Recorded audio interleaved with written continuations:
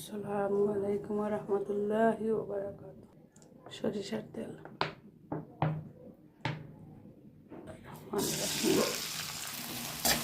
রসুন বাটা, সামান্য পরিমাণ আদা বাটা, নুন, যার অনেক গুণ, হলুদের গুঁড়া, মরিচের গুঁড়া, জাল আপনাদের স্বাদ মতো। আজকে সরিষা বাটা দিয়ে রুই মাছ রান্ধি।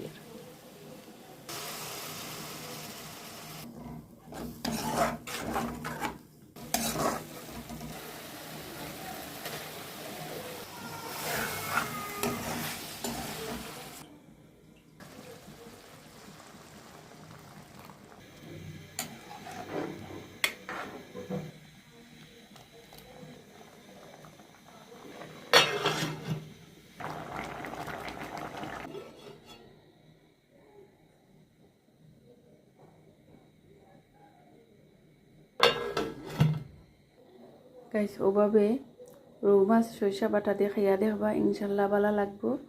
আপনারা সবাই ভালো থাকুক, সুস্থ থাকুক। আসসালামু আলাইকুম রহমতুল্লাহি ওয়া বারাকাতুহু।